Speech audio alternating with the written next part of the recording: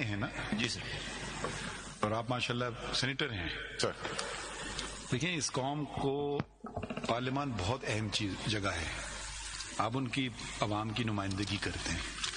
آپ national assembly میں اور آپ سینیٹ میں.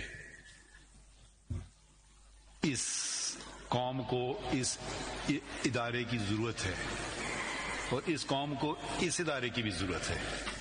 ٹھیک ہے، ہم آپ کی عزت کریں گے، کرتے ہیں اور کرتے رہیں گے ادارے کے طور پہ، اور امید ہے کہ آپ بھی ہماری اتنی عزت نہ کریں تو تھوڑی کر لیں.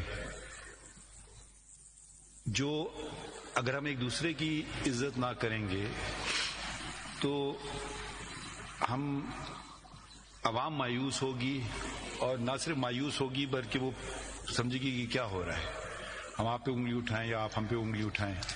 جہاں تک آپ کے پاس پروٹیکشن بھی ہے آرٹیکل 66 میں، آپ پارلیمان میں کچھ بات کر سکتے ہیں، وہ آپ کے پاس آئین آپ کو تحفظ دیتا ہے.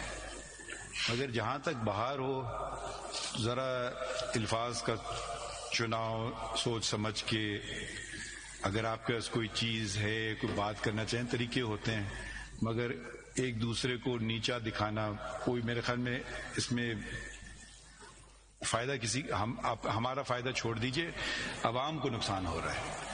مگر ایک اچھی بات ہے کہ، اور یہ شاید میں نے پہلی دفعہ کنٹیمپٹ نوٹس ایشو کیا ہے، کیونکہ بہت سارے لوگ بات کرتے ہیں کہ یہ بھی تنقید ہے کہ بھئی ان پہ کیوں نہیں ہے. آپ نے بھی شاید ذکر کیا، اگر آپ اپنا سٹیٹس ان کے برابر کرنا چاہیں وہ ایک دوسری بات ہے.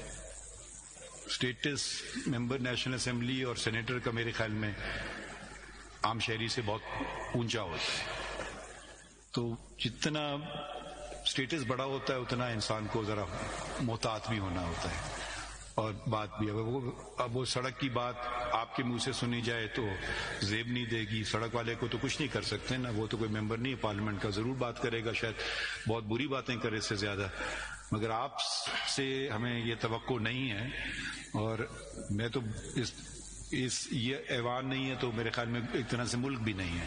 یہ بہت ہی اہم ایوان ہے، اور آئین میں بھی کچھ باتیں اندراج ہوئی ہیں جس میں سے فریڈم آف سپیچ ہے، یقیناً ہے. آرٹیکل 66 میں آپ پارلیمنٹ میں بات بھی کر سکتے ہیں، وہ زیادہ بات کر سکتے ہیں، آپ کا اس کے خلاف ایکشن نہیں لیا جا سکتا. مگر جب پارلیمنٹ سے آپ باہر نکلتے ہیں وہ آپ کو تحفظ آرٹیکل 66 کا ہوتا نہیں ہے. تو اس لیے ہم نے آپ کو نوٹس دی، اور آپ ان کو شوکاز دیا تھا شوکاز نوٹس دیا تھا. تو آپ لوگوں کی چلیں، آپ لوگوں نے کنسیڈر کیا اور آپ کی انکنڈیشنل کیونکہ اپالوجی آ گئی ہے، تو یہ ہم معاملہ آگے اس کو مزید نہیں لے جائیں گے. مگر یہ اتنا آپ کو کہیں گے کہ آئندہ ذرا خیال رکھیے، کیونکہ اگر ایک دفعہ ہوگا اگلی دفعہ شاید یہ رعایت نہ ملے. تو اگر آپ کچھ کہنا چاہیں، کیونکہ آپ لوگوں شرمندہ ہیں جو الفاظ کا چناؤ آپ نے کیا ہے.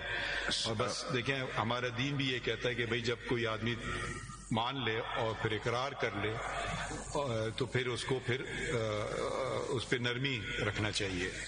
تو دینی تقاضوں کے تحت، کیونکہ آپ نے بھی شاید نوٹس کے بعد کچھ رجوع کیا علماء کرام سے، انہوں نے بھی شاید آپ کو یہی مشورہ دیا تھا.